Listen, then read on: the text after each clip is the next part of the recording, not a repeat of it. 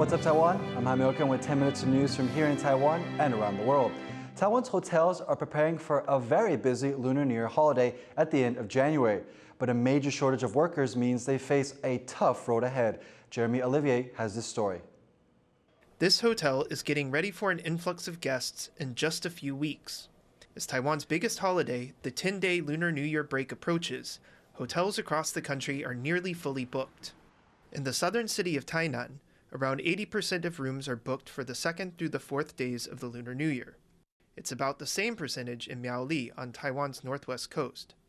They're followed by Hualien, home to tourist destinations like Taroko Gorge, where travelers have booked about 70% of available rooms. But the country's hotels were unprepared for the rush. Many are now furiously recruiting to fill staff shortages in areas like housekeeping. Some are even sending managers and administrative employees to help out. 各部门也需要做这个机动性的支援你行政同仁早上没事，那请你到餐厅帮忙收盘子，收完盘子，请你上去拆床，请你上去收垃圾。主管、老板，大家都跳下去做。Many Taiwan hotels let go or furloughed a big chunk of their employees in the first 2 years of the pandemic, after international tourists were banned from Taiwan. Now that the country's COVID restrictions have been lifted, the industry is having trouble getting people to come back.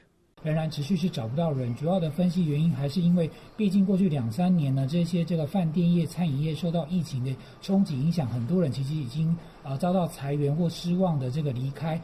原来这样的一个行业还没有这个在最近的重返那加上这个刚毕业的年轻人，其实对于这个饭店业这个高压还有高工时的一个工作环境是比较却步的。Hotels say they cannot afford to attract new workers with higher wages.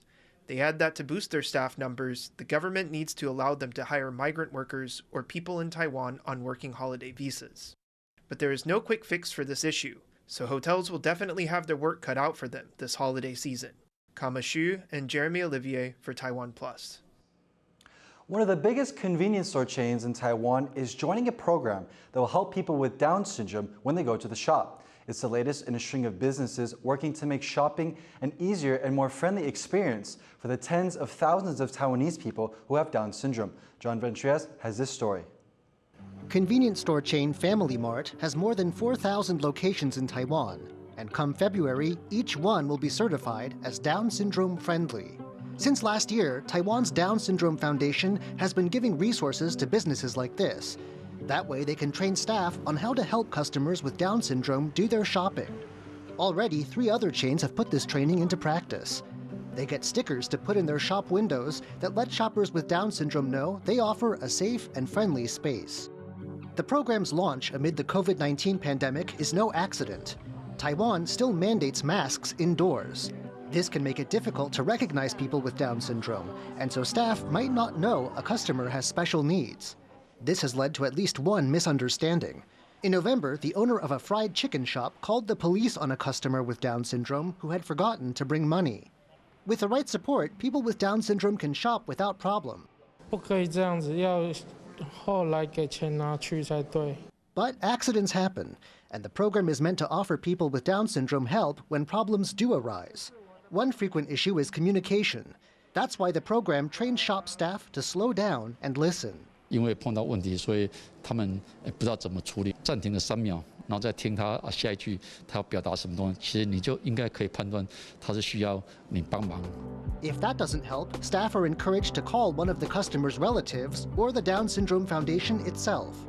There are 30,000 people with Down syndrome in Taiwan, and with a growing number of businesses taking part in the program, the hope is that they can expect the same respect and courtesy as every other customer.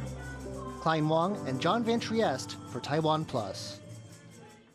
Some rare birds have recently been spotted in Taiwan, and while bird enthusiasts are excited to see the animals in the country, one actually might be an escapee from somewhere just a little closer to home. Eric Gao explains. A rare bird released back into the wild. This oriental stork was found sick in eastern Hualien County late last year. Its species is endangered, with just a few thousand of these storks left in the world. A local bird rescue foundation took in the stork and nursed it back to health. 医生的判断是可能是失温，因为看起来不像说肉毒杆菌，然后是禽流感菌的现象。然后经过第3天吃，OK 的话也放。结果放出去，哎，不错，它马上就飞走了这样子。The stork wasn't the only unusual visitor to Hualien. A Laysan duck was spotted in the area as well. These are even rarer than the storks, as they're native to Hawaii, with only about 500 remaining in the wild. The duck's appearance has bird lovers flocking to the area. 刚到火车刚到啊。这种鸟类是不是在台湾是没有过去没有过？没有了，因为它是夏威夷的鸟，它不会迁徙的。Hawaii is over 8,000 kilometers from Taiwan, but this duck may not have flown that far. In fact, it may be a local resident. 昨天晚上就看到，就是有新闻说，发现了那个稀有的品种，这样就发现那不是就我们家的鸭子吗？这样子，因为它就是长得很特别啊，它的眼睛两边都有白白的一圈这样。Mr. Zhang says their duck is a local hybrid and ran away around New Year's. He didn't expect to see it on the evening news and hopes that the runaway duck will come home soon. Eason Pan and Eric Gao for TaiwanPlus. A latte artist in southern Taiwan has taken the internet by storm by reproducing one of China's most famous works of art on a cup of coffee. Our reporter Sandy Chi has the story. Slowly and gently, one stroke at a time. And 20 minutes later, an image appears. This is the Along the River During the Qingming Festival, a famous Chinese painting from the 12th century. Described as China's Mona Lisa, the painting shows a bustling scene of daily life from the capital of the Song dynasty. The work has been copied many times over the centuries, but the artist behind this particular version is 28-year-old coffee shop owner Wu Zheying. 因为它细节很多，它里面其实会有很多马车啊，然后房子啊，还有一些树木跟船啊，然后最重要的那个虹桥，虹桥你要把它画得很明显，客人才会知道那个是什么东西。Wu runs a coffee shop in Kaohsiung in southern Taiwan, and the foam on a cup of latte is his chosen canvas for his artistic talent. For 6 years, he's honed his skills by practicing on 2 cups a day without allowing himself any mistakes. As a result, he can now draw characters from popular anime series like Demon Slayer and Spy Family in a short time. 像这个红色就是我都是用小红莓酱，这的话可能有时候就是芒果酱。Drawing on foam presents a different challenge to painting on canvas. It's a race against time for Wu, as he gently applies strokes to the fragile bubbles. He says it takes him an average of 10 minutes to finish each cup. From anime and movie characters to classic masterpieces, Wu has shown that his latte art is a product of substantial talent, far more than just mere froth. Aznaya Zhou and Sandy Chi for TaiwanPlus. In Taiwan, it's common to see deities paraded around the streets on local temple festival days. But there's one temple in the southern city of Pingtung that does things just a little differently for New Year's Day. Philip Broussard has this story. An orangutan, a hippo, and a camel cross the road.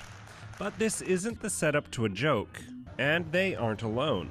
There's also a Formosan black bear, a dinosaur, and even a mosquito. This is the annual animal parade put on by Pingtung City's Jade Emperor Temple. It has over 100 different types of animal that take to the streets every New Year's Day. According to Buddhist legend, the Buddha reincarnated as many different creatures, and the temple says they made these statues to bless the area and bring peace and protection.